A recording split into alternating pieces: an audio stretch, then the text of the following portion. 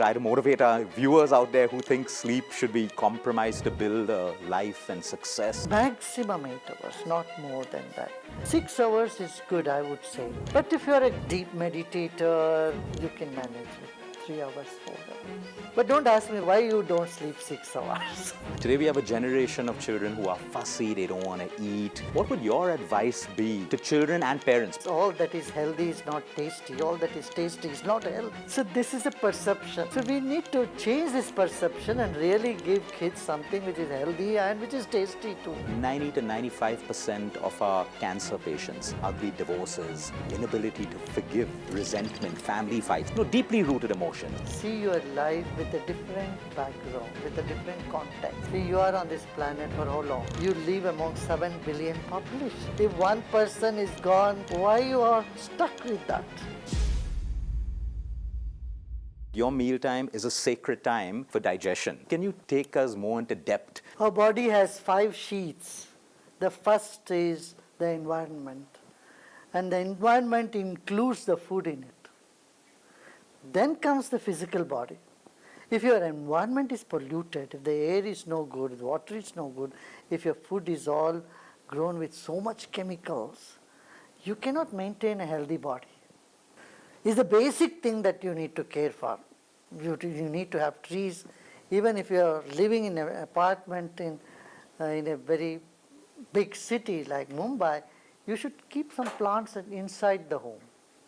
Some money plant and there are different, what is that, mother-in-law's tongue. And plants like this cleanses the air. So that's our first sheath. Second sheath of ours is the physical body. This body needs little exercise and it needs caring. And we have to honor its biological clock which is inbuilt in it. The third thing is emotions, thoughts and emotional body. So the fourth is the intuitive body. The fifth is the blissful body that we have. To cut short, I would say, unless you take care of your environment and the physical body, your thoughts will be in a mess. And reverse or vice versa also. If you're taking care of your thought, your emotion, your body also gets stronger. It's able to withstand the onslaught from the nature. On an average, an individual takes about 2 kilos of food every day.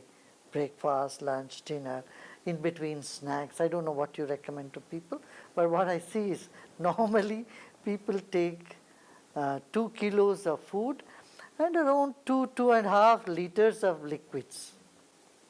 But you know how much air they breathe in? 10,000 liters.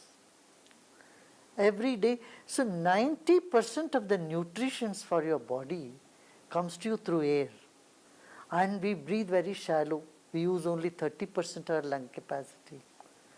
So if you learn to breathe properly, take deeper breaths and do some breathing exercise every day, morning, evening, and use your full lung capacity, that itself can revitalize your body to a great extent.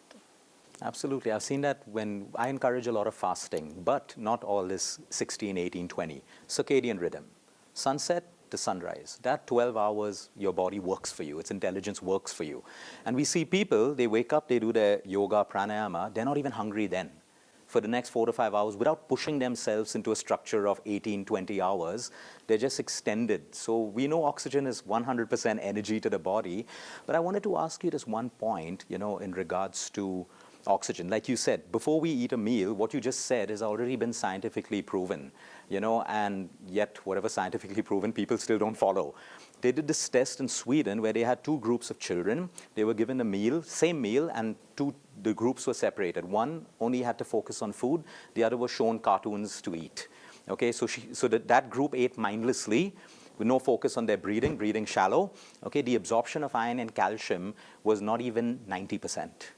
And the group that ate their meal and then went to watch TV had a 90% absorption of calcium and oxygen, showing that most people, even eating great food today, but mindlessly, are not absorbing most of their without nutrients. attention in it. With no attention. Because your attention enlivens not only you, but also the environment. You just said you don't know what I recommend to people. I recommend to people what works for them. There's no fixed diet in the world. Nothing. Some people have 3 meals, some people need 4 meals, some people manage with 2 meals, but whatever makes them feel good and gives them energy You to go teach through their them to day. listen to their body. Absolutely. Because I don't think there's any intelligence beyond that where I can tell you how many calories you need. Science can tell me that you need maybe roughly 2,000 calories, but your body may need 1,500 because, like you said, you're getting it from oxygen. You're not expending and depleting energy. So there are all these factors that we have to take in. So what are your favorite foods? No, I don't. I better don't say. This is not a test question. This is not a test question. I eat everything. So no, what are your favorite foods? I'm sure people would love to. Once a lady in London asked me the same question, what's your favorite food? I said, no, whatever you make. And she kept poking me more deeper, and she said, do you like Italy? Do you like this? Do you like that? And finally, she asked me, do you like doklas? She was a Gujarati lady. I said, oh yeah, I like it, you make. So she not only made me doklas, but she called all her friends, said, Gurudev loves doklas. You know what happened? Next 15 days, I got them for breakfast, lunch, dinner, for snacks, everywhere. So then I said, no, I'm not going to talk about this. We believe in the power of prayer. We tell people, irrespective of your religion, bless your food before it comes to you. You can change the energy. This is what I believe, but people see me as a nutritionist. Can you add value on the power of blessing your food, gratitude your with thought food? is very powerful. And if your thought is positive, and the thought gets absorbed by everything around you, and if it's a positive thought, that's how the blessing works. Blessing is very scientific, if you ask me. Because thought is also an energy. 20, 30 years ago, if you tell them that I can open the lock by just my thumbprint or just my vibes, people would laugh. This must be some voodoo or some magic.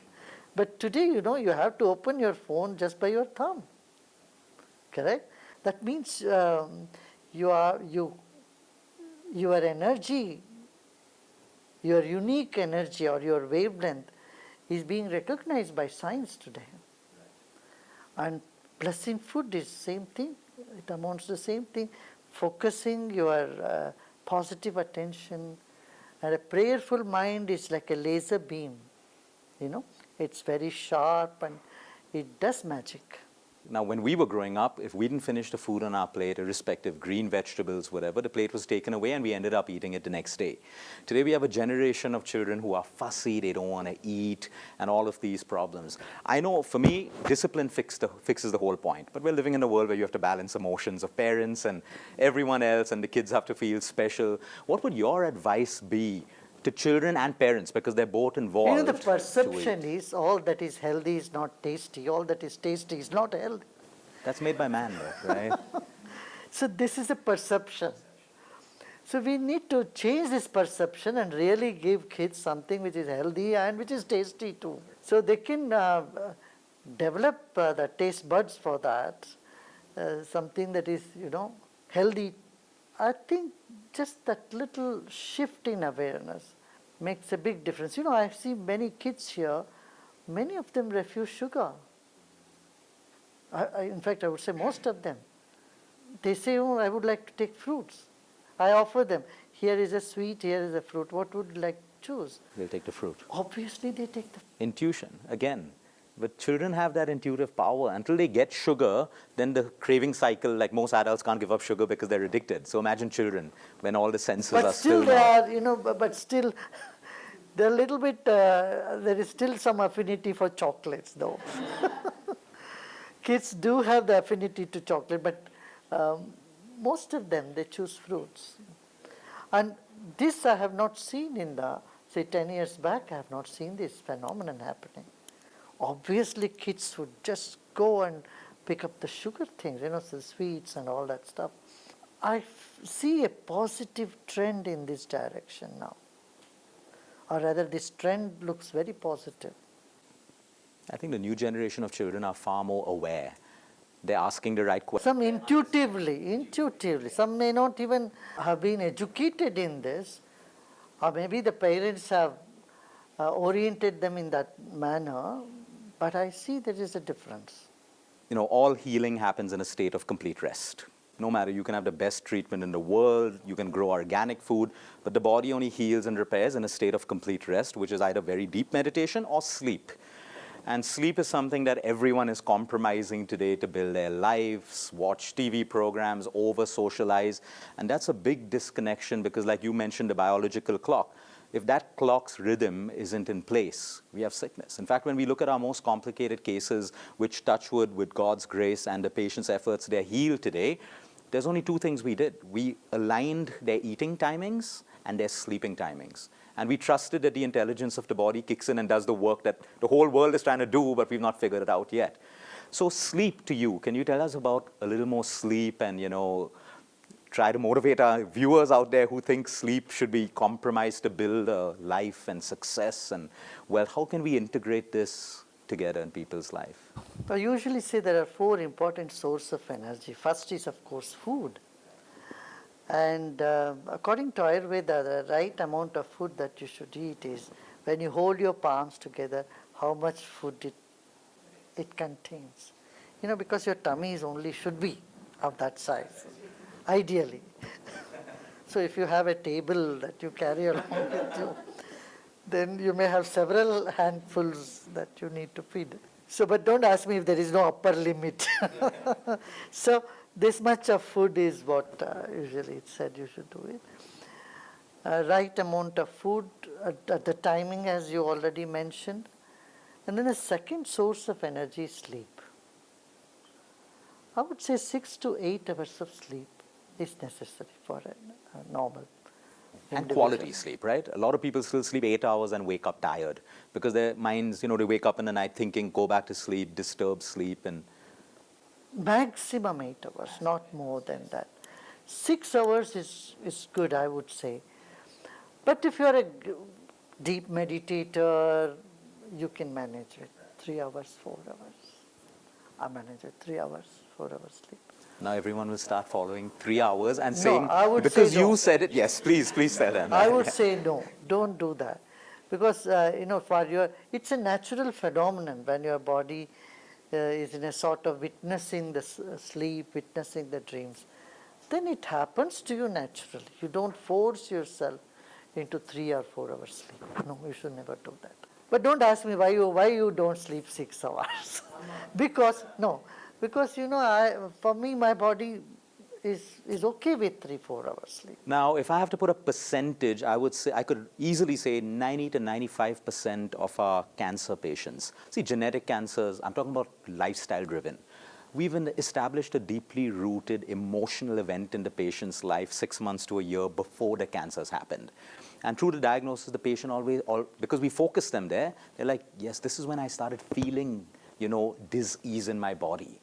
Deeply rooted emotions like, ugly divorces, inability to forgive, which is by far, I've seen the most bitter pill towards disease, resentment, family fights, deeply rooted, like spouse fights here and there's not going to cause. That's exactly what I would say as shifting the context to life.